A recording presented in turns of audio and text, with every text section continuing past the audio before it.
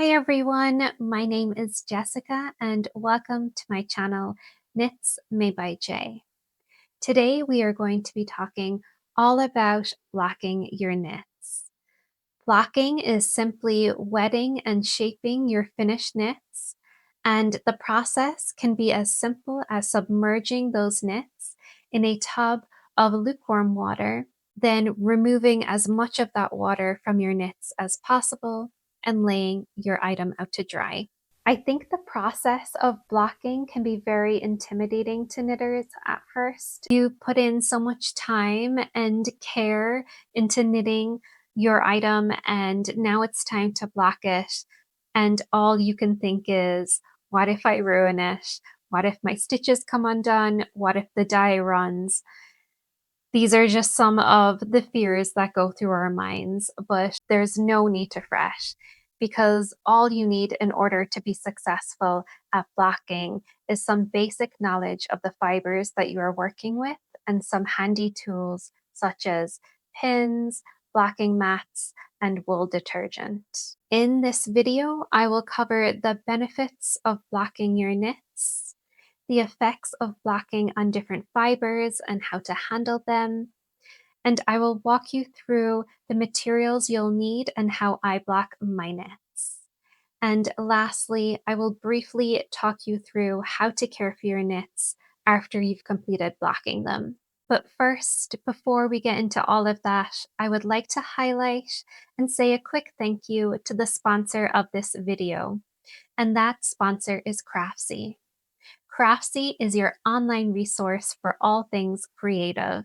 It is an online community of creative, like-minded makers where members can find endless inspiration, advance their skills, and discover their new favorite hobby.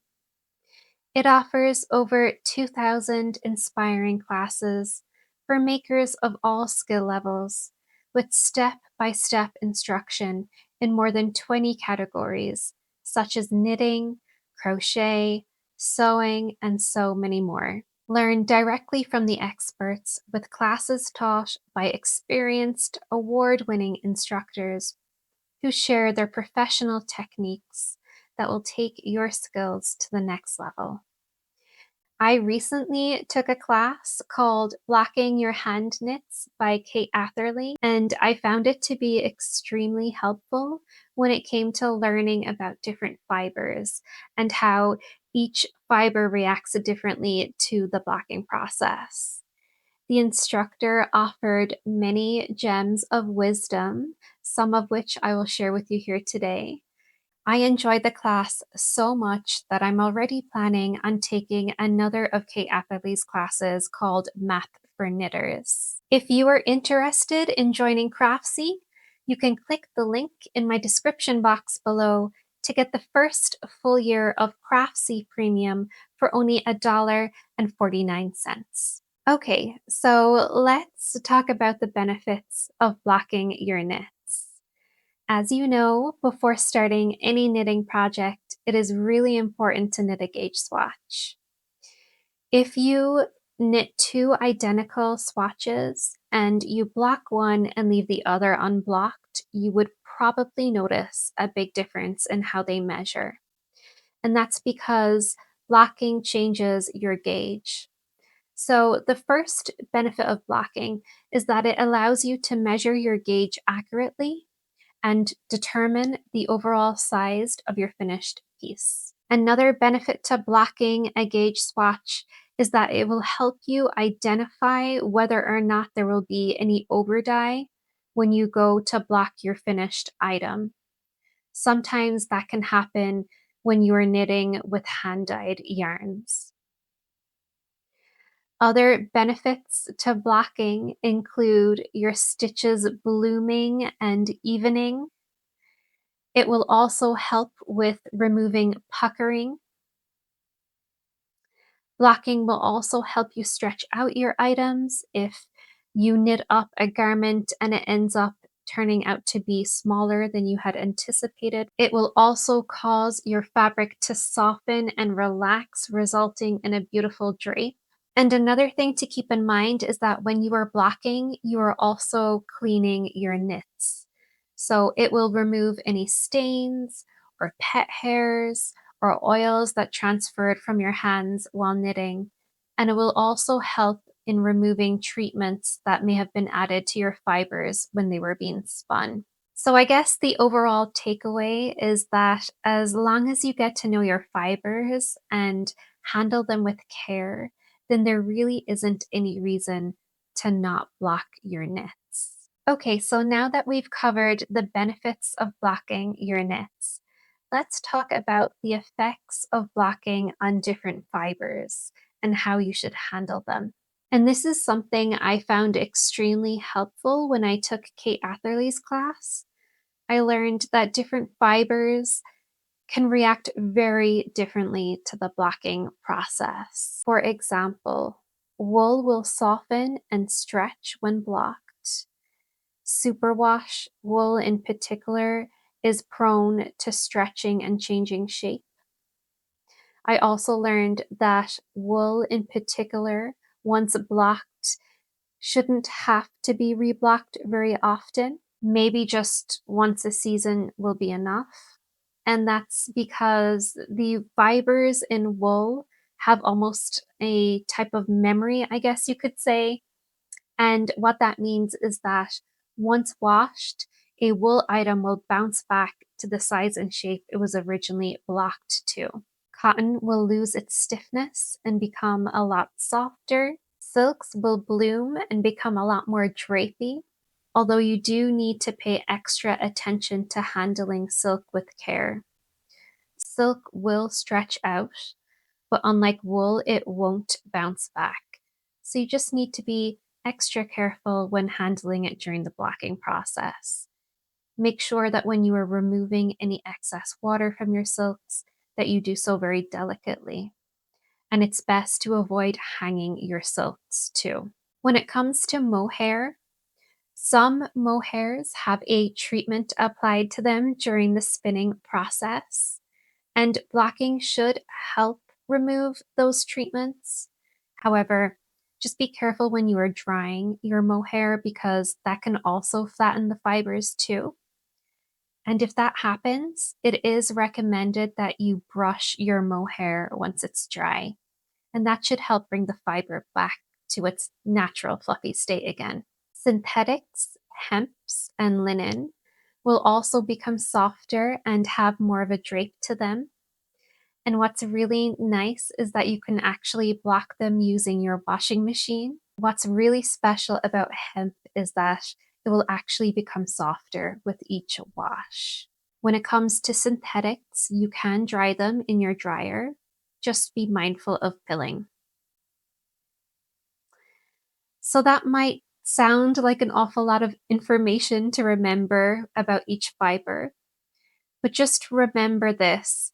Hold on to your yarn labels. They always include basic care and wash instructions on them, and you may find that those come in really handy later on when you go to wash or block your finished items. So now that we've covered the effects of blocking on different fibers, let's move on to talking about the materials you will need to block your items. And the good news there is that you really don't need much at all. You'll need a sink or a tub filled with lukewarm water, a measuring tape so that you can measure your item and make sure it matches the measurements in your schematic in your pattern. And lastly, you'll need some towels to help you remove any excess water from your finished knit. Other items that can come in handy and certainly make the process easier include stainless steel pins, although make sure that they are rust resistant pins, some blocking mats, and some wool detergent. And that's it. That's all you really need in order to block your knits. So now I'm going to talk you through how I block my knits. I have a sweater that I just blocked, so I'm going to walk you through how I did that. So I will first start off by filling a tub with lukewarm water, and I'll add a drop or two of non-rinse wool detergent. I personally love using a wool detergent as it softens the fabric and just makes my knit smell really good. And non-rinse detergent is a bonus as it removes a step from the blocking process and just makes everything easier. And then I'll go ahead and completely submerge my sweater into the water, making sure it gets soaking wet. And I'll leave it soak for approximately 20 minutes. Once 20 minutes has passed, I will pour as much water as possible out of the tub and into the sink. This is why I recommend setting up your tub next to your sink. And when I'm blocking a garment with sleeves, that's typically where I like to start, squeezing out the excess water. So I will begin squeezing that out gently, directly into the sink, while the remainder of my sweater stays in the tub. Doing it this way means that I'm handling the garment less and there's just less chance of overstretching or felting. Once I'm done with the sleeves, I will then move on to the body of the sweater, making sure to remove as much water as possible. And again, just make sure you are gently squeezing that water out and not twisting your fabric in any way. Next, I will lay out my sweater on a towel, and then I'll roll it up and apply as much pressure as possible in order to remove any residual water. And honestly, I'll even put on a pair of slippers and gently walk on it too if I feel like I have to. And now it's time to lay out my sweater on the blocking mat. Typically, it is best to lay out your items flat and not hang them, as hanging can cause overstretching. And like I mentioned before, if you don't have any blocking mats, you could also use a dense towel or two. You may have noticed that I'm not going to pin my sweater this time because I just don't think that it really needs it. I'll just quickly smooth out my sweater to help remove any wrinkles and make sure I'm happy with the overall shape. Pins are handy, but they're not always necessary. I think they're very helpful when you're blocking lace or color work, or if you're looking to stretch out a garment. And at this point, you may want to take some measurements to make sure the sleeves are equal in length and that you are happy with the overall size of your item. Now I just need to be patient and wait for it to dry. And that's it. That's all there is to blocking. So now that you know how to block your knits, you're probably wondering how to care for them going forward and if you'll need to reblock them again in the future.